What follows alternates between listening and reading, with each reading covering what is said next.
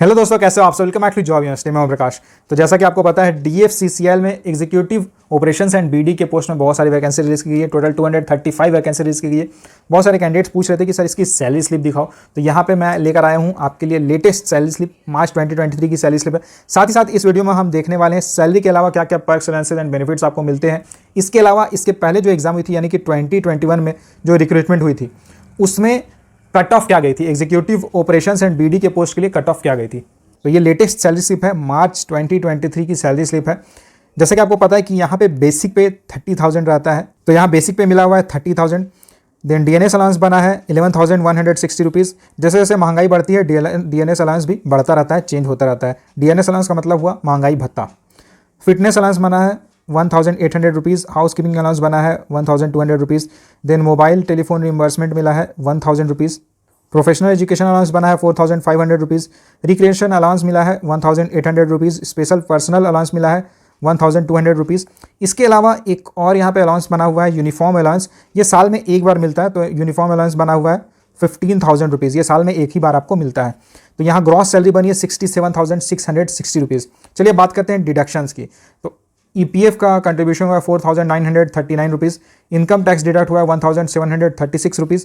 Electricity charges deduct हुए हैं 173 rupees. Staff welfare contribution यहाँ डिडक्ट हुआ है 100 रुपीज़, यानी कि टोटल डिडक्शंस हुए हैं 6,948 रुपीज़। तो यहाँ इनकी इन हैंड सैलरी बनी है 60,712 रुपीज़। लेकिन इसमें से ये जो 15,000 है, ये साल में आपको एक बार ही मिलता है। तो अगर आप इस अमाउंट की इसमें डिडक्ट कर दोगे, तो यहाँ आपकी जो यहाँ पे जो आपको सैलरी दिख रही है, ये लगभग 45,000 रहने वाला है। 45,000 यानी कि डीएफसीसीएल में एग्जीक्यूटिव के पोस्ट में अगर आप ज्वाइन करते हो, तो आपकी monthly in hand salary joining से, यानी कि फर्स्ट मंथ से ही आपकी मंथली इन हैंड सैलरी 45,000 रहने वाली है। इसके अलावा कई तरह के अलाउंसेस भी आपको मिलते हैं।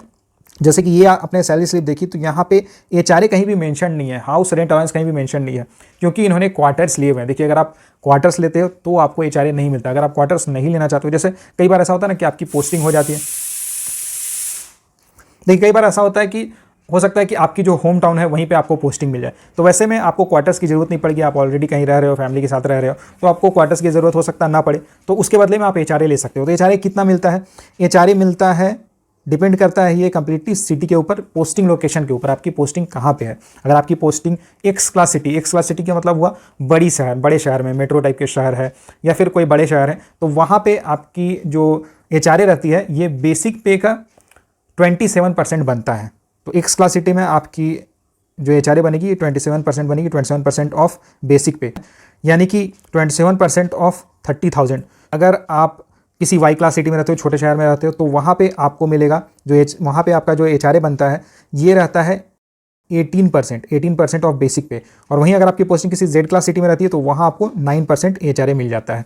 तो ये जो अमाउंट रहता है, देखिए, ये कंप्लीटली आपके ऊपर डिपेंड करता है कि आप क्वार्टर्स लेना चाहते हो या फिर आप एचआरए लेना चाहते हो। कई बार ऐसा होता है कि क्वार्टर्स अवेलेबल रहते हैं, लेकिन क्वार्टर्स की लोकेशन उतनी अच्छी नहीं रहती है, क्वार्टर्स की कंडीशन अच्छी नहीं होती है, तो फिर लोग क्या करते हैं कि लोग रेंट पे रहना पसंद करते हैं। लेकिन डीएफसीसीएल अभी नई ऑर्गेनाइजेशन है, नई पीएसयू बनी हुई है, तो यहाँ पे सारी जो फैसिलिटीज़ है, क्वार्टर्स भी अगर आप देखोगे तो नए क्वार्टर्स बने हुए हैं और बहुत ही बेहतरीन क्वार्टर हैं।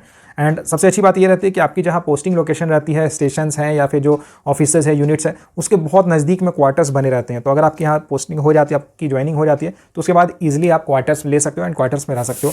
क्वार्टर्स लेने का एक और फायदा होता है कि जैसे अगर आप सपोज बाहर रह रहे हो, रेंट में रह रहे हो, तो वहाँ आपका जो भी बिजली बिल बनेगा वो टोटल अमाउंट आपको पे करना होता है। जैसे अगर आप एसी वगैरह यूज़ करो गर्मी के टाइम में, तो नॉर्मली होता है कि 2,000-3,000 बिल चला जाता है। लेकिन वहीं अगर आप क्वार्टर्स में रहते हो, तो आपको एक फिक्स्ड इलेक्ट्रिसिटी के चार्जेस देने पड़ते हैं। जैसे यहाँ आप देख रहे हो, केवल 173 रुपीज़ देना है, आप जितना चाहो उतना इलेक्ट्रिसिटी यूज़ कर सकते हो। तो ये सब बेनिफिट्स आपको मिलती है। चलिए बात करते हैं इसके अलावा, यानी कि सैलरी के अलावा और क्या क्या पर्क्स एंड अलाउंसेस आपको यहाँ पे मिलते हैं।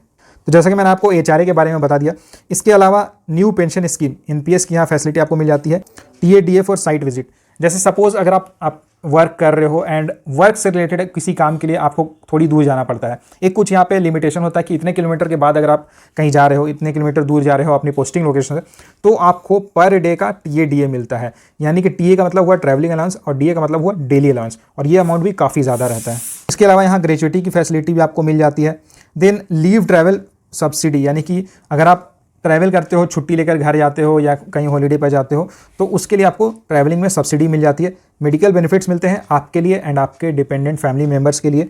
देन हाउस फर्निशिंग अलाउंस मिलता है, हाउस होल्ड हेल्प अलाउंस मिलता है, पर्सनल एक्सीडेंट कवर मिल जाता है।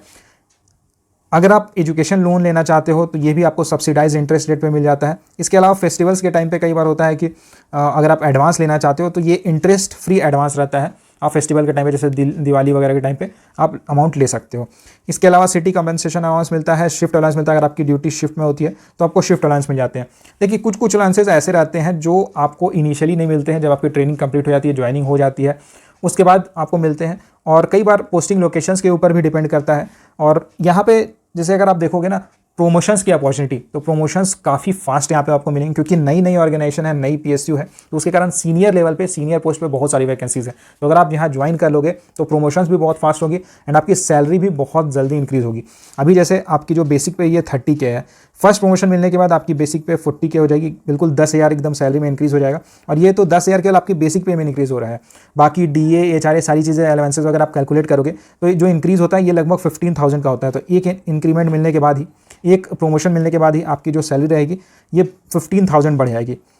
इसके बाद जब आपकी सेकंड प्रमोशन हो जाएगी तो उस समय 40K आपकी बेसिक पे रहेगी। उसके बाद नेक्स्ट प्रमोशन के बाद 50K, ऐसे करके मतलब जो बेसिक पे रहता है ये 10,000 करके इंक्रीज़ होता रहता है।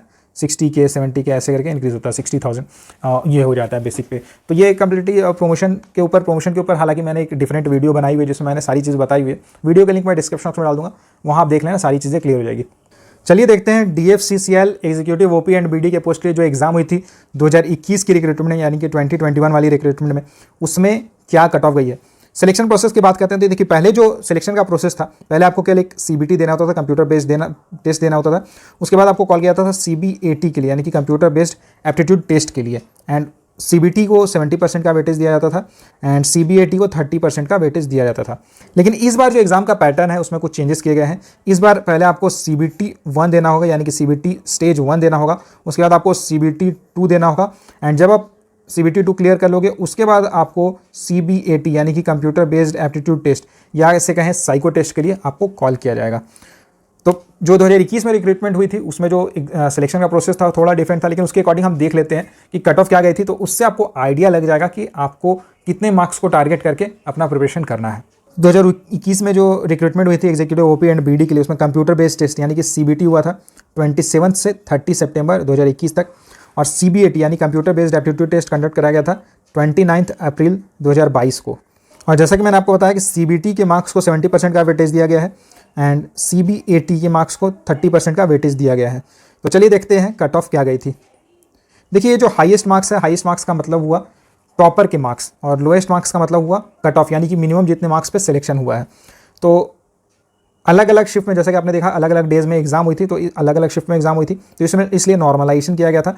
तो 120 मार्क्स का एग्जाम हुआ था एंड नॉर्मलाइजेशन होने के बाद क्या कट ऑफ हुई थी वो हम देख लेते हैं। तो अनरिजर्व्ड कैटेगरी की अगर बात करें, यहाँ पर हाईएस्ट मार्क्स देख सकते हो, यहाँ मैं आपको कट ऑफ बता दे रहा हूँ क्या। तो अनरिजर्व्ड कैटेगरी में कट ऑफ गई थी 84.750, EWS के लिए कट ऑफ रही थी 79.949, OBC के लिए कट ऑफ गई थी 80.50, देन SC के लिए कट ऑफ गई थी 75.433, ST के लिए कट ऑफ गई थी 71.500 एंड एक सर्विसमैन के लिए कट ऑफ गई थी 57.118।